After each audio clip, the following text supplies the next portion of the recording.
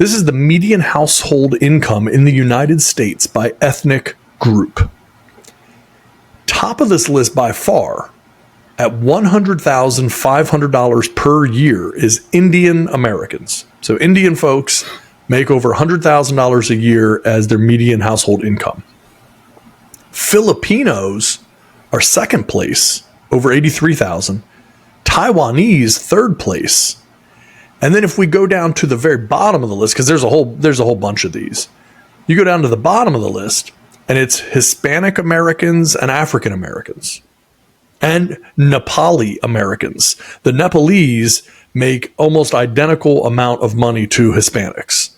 So it's very interesting because you look at these groups and you think, like, in many cases, you know, like there doesn't seem to be a rhyme or reason based on geography or anything. Like, you got India, the Philippines, Taiwan, even Sri Lanka and Japan, Malaysia, they're all above 70,000. And then at the bottom, you have the average American, such as whatever the average American would be, right, is 56,200. White Americans are 59,900. Hispanic Americans, 43,000. African Americans, 35,000. Now, part of this could also be looked at for the percentage of population with a bachelor's degree. 70% of Indian Americans have a bachelor's degree. And when you roll down that list, the U.S. average is only 28% of people with a bachelor's degree. Wow. So it's a very interesting rundown on the numbers. On, you know, there are some surprises, but I mean, nothing that crazy, right? And this idea that, like, oh, it's, you know, this isn't a white Americans versus black Americans, because when you're looking at in the United States, white Americans are only in the middle of the pack. Yeah. More middle bottom. Yeah. We make up maybe the top of the bottom of the spectrum. I don't know what average American is. Like, is that, like, I guess that's a odd. I agree with you. And I don't know if that's just saying all races that happen to, because, like, wouldn't that be the average of all of these, right. all of these different groups? And maybe that is, maybe that's like averaging all of these out. And then that's what you end up with, because you have white Americans, the average American, Hispanic Americans, African Americans. So my guess is maybe that's it, that it's the average of all of these. This is fascinating. It really is. I mean, is this culturally, like, you know, the reason, you know, you think of, like, Indian Americans, like, you know, they are family for, presumably anyways, at least that's, you know, kind of what they let off is their, you know, hardworking family first, you know, right. You know, or is it tech jobs too? Right. Or is it more of a selective thing? Because when, you know, Indian Americans come to the United States, you know, they're usually sending their brightest and smartest. Hey, go here, make an education and help us back here. Like, if you brought all the Indians to the United States, that's probably going to lower that number. But you're looking at those who are, you know, probably more well off, more educated, things like that. So, yeah, it's fascinating. But where would that not be the case, right? Because every other place would be the same, right? I mean, Japan, possibly, and Thailand, I mean, you know, that just goes back to, you know, like, you know, culture, how you're raised, things like that. I mean, you know, again, it's not a white black type of a situation, because you see, like, average, you know, but again, you know, there's a lot of, you know, poor white folk who don't have the resources to send their kids to college and do those types of things either. So, yeah, very interesting. Yeah, the average white American makes 40% less than the average Indian American. Yeah, I'm curious when this video goes out what people have to say about that, because it's fascinating. Yeah, I don't know the answer to that. I mean, I would probably lean more towards when you're bringing, you know, when you're sending your kids to America, like you're not sending, like, I guess I got to be careful what words I use, but you're sending your brightest and your best, because they're the ones that are going to send money back to help, you know, the ones that aren't as well off or anything. So, yeah, that's That's fascinating. I wish I knew the answer to that. I know everyone wants to point to race and things like that, but I just, it's got to go deeper than that. It has to cut deeper than that. I think it goes toward the types of jobs and industries that these cultures gravitate toward. And I say that because if you look at the top, top 5 here, it's Indian, Filipino, Taiwan, Sri Lanka, Japanese, right? Those are your top 5. And most of those folks, and again, I don't want to stereotype or anything, but as a general rule, when you think about those cultures, you think a lot of tech type jobs, medical jobs, right? Like doctors, lawyers, these types of things, right? A lot of very white collar professional jobs. Now, when you look at the bottom 5, Thai, Bangladesh, Nepal, Hispanic, Latino, and African American. Those are your bottom 5. And if I had to say, what do those 5 cultures gravitate toward industry-wise, I think it'd be a lot harder to figure it out, right? Like, what are Thai people known for necessarily, or Bangladeshi people, or Hispanics, or anything else?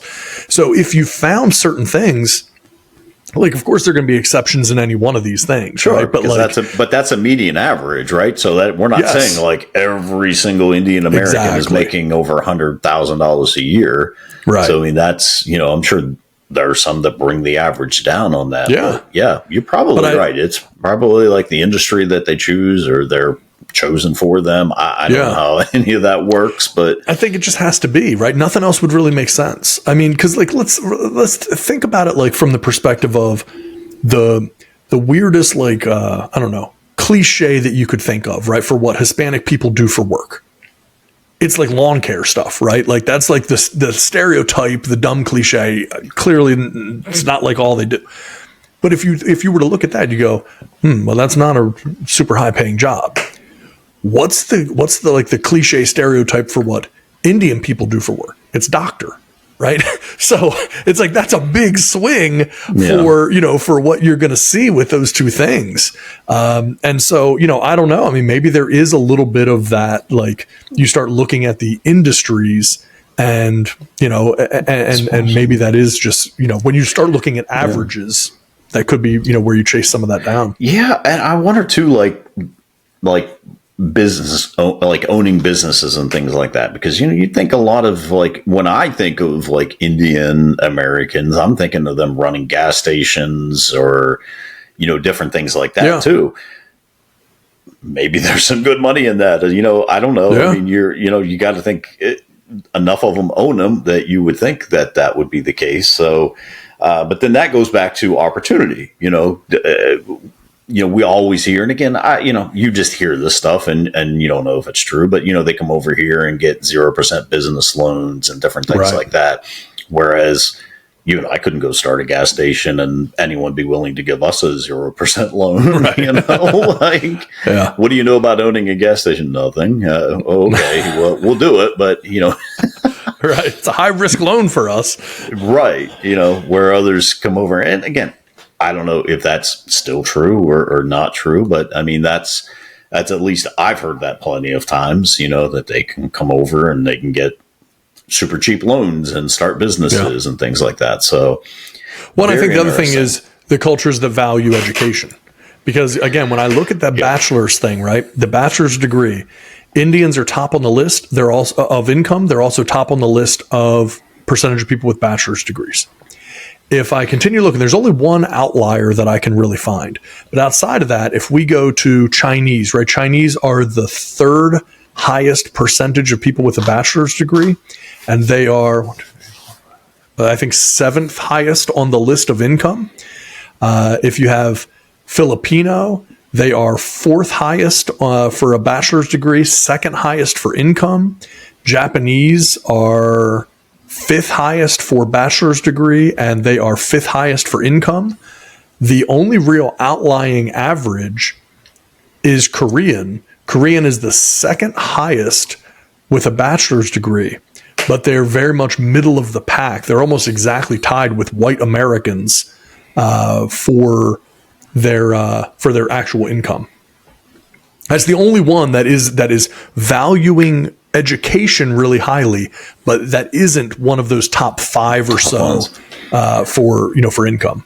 I mean, you've seen the statistics between no high school diploma, high school diploma, bachelor's degree. You see those, what the income differences are. So yeah, I imagine that probably has to play a major factor in that. So that's interesting. Yeah. Yeah, I thought it was interesting when I saw it. And again, it's not even that I know the answers to it, but I do think that above and beyond anything else, the cultures that we find that are the most successful are valuing both education and hard work. And in many cases, entrepreneurship as well. Yeah. And anytime that you see someone, not an individual, but a culture for the sake of this conversation, when you see a culture that's overly valuing one or the other, then they're not making the same type of money. So if they're valuing hard work but not education, then you just end up in relatively low paying blue collar jobs. Not that there's anything wrong with that, but when you're looking at overall average income, it's going to be lower numbers on that list. Yeah. If you're valuing your education but not necessarily entrepreneurship, you can have a very educated people, but they're not making very much money. And so it's kind of like finding that thing of both, where they're entrepreneurs, they're educated, and they're hard workers. You put all of those things together, and magically, it doesn't. That science isn't hard to figure out. But when you put them together and you see it across all people, you understand kind of who ends up rising to the top. Maybe people should lay off white people and say that we're not we don't get everything handed to us. Because clearly, if they are, we are very dumb at picking up the money. Because I'm out here competing with Indians and Filipinos. I am middle of the pack here. So I mean, but it is interesting, right? Because there is a point. I mean, we laugh, we joke about this, but there's somewhat of a point to be made there. Is that if you listen to these quote unquote race wars, culture things being talked about in the media all the time and all of this stuff, you would think that it really is white people against the rest of the world. Yeah. That it's like white people way up here. They have every opportunity. They have every advantage, everything handed to them on a silver platter, and no one else has any opportunity or anything like that. And then when you look at it and you go, okay, well, in America, the average Indian family makes 40% more than the average white family. Nobody is saying that they don't deserve that. Nobody's arguing and saying like white people should make more. No, it's just the opposite. It's saying, okay, so the people that are making the most of their opportunity are making the most money, right? And so anyone who isn't. And for the record, average American total amount of money that they make less than white Americans specifically is $3,700 a year. So we're talking a very small amount of money. We're talking a couple $1,000s. The white American, the average white American makes $59,900. The average overall American, all cultures, makes $56,200. So we're not talking about a very big swing here. And so I just think there's a lot of interesting things, that could be, you could do a whole episode just talking about this and the implications 100%. Culturally, racially, all of these things. But I just think it's important for anyone out there to really think about, like, rather than focus on what somebody else has or what you don't have, focus on how to get what you want. Yep. And then focus on how to deserve what you want. Because I always feel like this is such a thing. It's in business and everything else, right? It's like people want things, but do you deserve to have the things you want?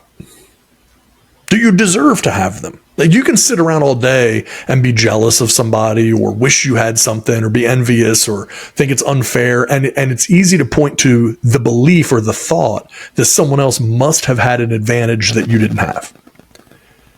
But the reality is, I don't care what ethnic group you're looking at, there are plenty of examples in every ethnic group of people, billionaires, millionaires, all of these things, right?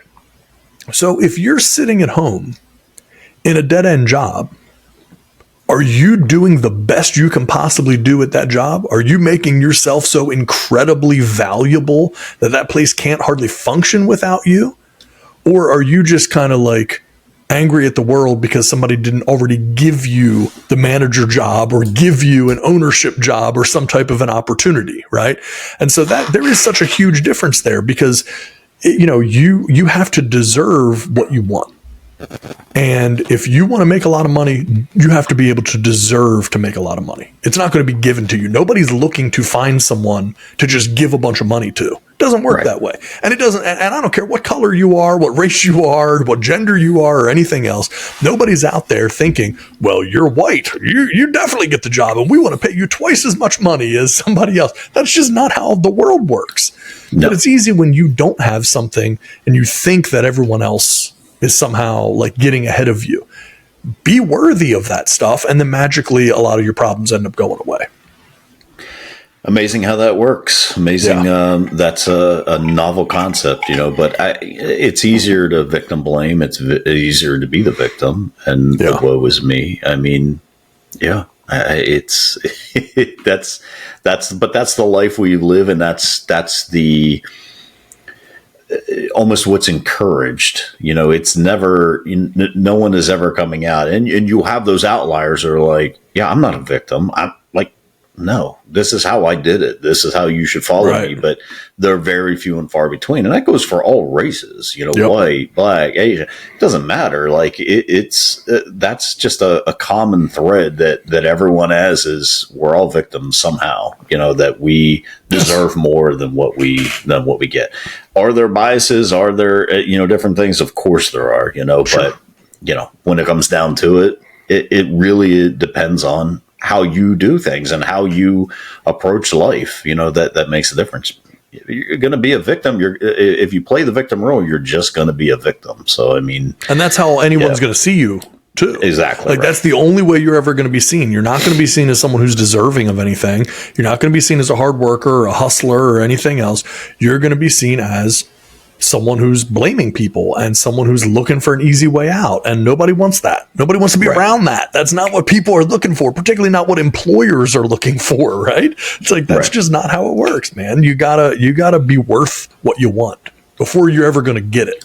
Because there's so many people that say like, oh, well, I'd be totally different if I was the manager. Of course, I'd be working hard. I'd be doing this and that if I was the manager. Yeah, but you're never going to be that.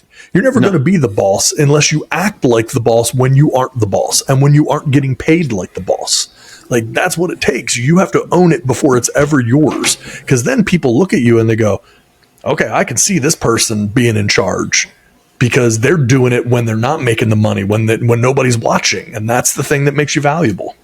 Exactly right. Yeah. So kids out there, pay attention. I'll get off my soapbox.